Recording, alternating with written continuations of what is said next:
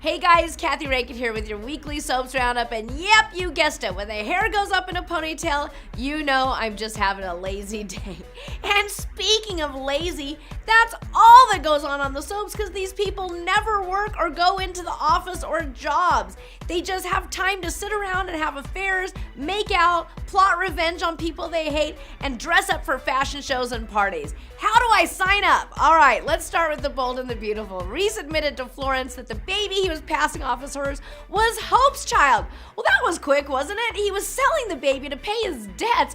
What a way to pay your debts, but the thugs he owed were tired of waiting and targeted Zoe for punishment at a fashion show, I told you. Meanwhile, Steffy decided to go through with the adoption after holding and feeling a strange connection to the child. Liam also felt a bond with the baby, but had no idea it was because it's his child. Is there anyone who's not bonding with this baby? This is a mess. Coming up, Hope is horrified by Steffy's decision to adopt.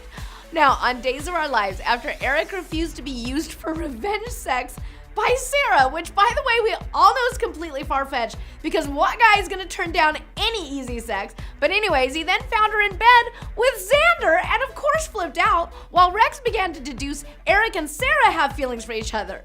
Eve pushed Jack to run against Abe and DA Trask in the race for Mayor of Salem, but Jenn warned him his shady past would cause problems. Oh, come on.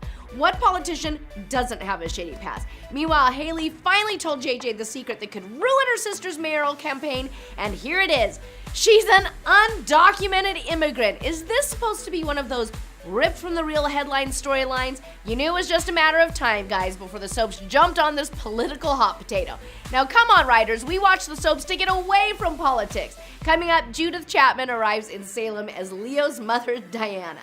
Now, over on General Hospital, after attacking Lulu, yes, attacking her, Ryan went mysteriously blind to the mystery virus that caused Anna's temporary blindness. What is up with this? When he later learned Lulu survived, he headed to finish her off before she could identify him. This whole storyline has me seeing red. Meanwhile, Jason rescued Oscar and Joss from the catacombs, but then Sam had to rescue Jason, leading to their reconciliation, and yep, you guessed it, making love. Well, that's one way to reconcile, and Franco and Liz learned the kids bullying Aiden at school were calling him Gaiden. In other words, you're getting a 2-for-1 deal on socially relevant topics on the soaps this week. I feel like I'm watching an after-school special from the 1980s. Coming up, Jason and Sam learn more about the mysterious Shiloh. And finally, you guys, on The Young and the Restless, Billy visited Lily in prison in what was one of the most overly dramatic scenes I've ever seen. Lily's monologue about being on the inside was downright ridiculous considering she's been in prison for all of a couple of months.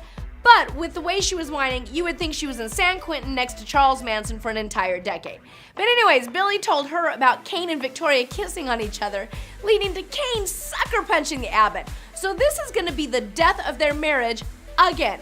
During a heated confrontation with Nikki, Phyllis admitted she held onto the fireplace poker as protection, but swore she didn't place it in the ranch for Nikki to discover. Of course, Nikki didn't believe her and told Nick that his new girlfriend could be setting her and Victor up. So now they're all gonna turn on each other, you guys. And at Mia and Ray's vow renewal ceremony, Arturo proposed to Abby, who accepted, which annoyed Mia because she still has a thing for Arturo. And yeah, they're brothers, by the way. Coming up, Katie makes a mysterious friend at the Newman Ranch.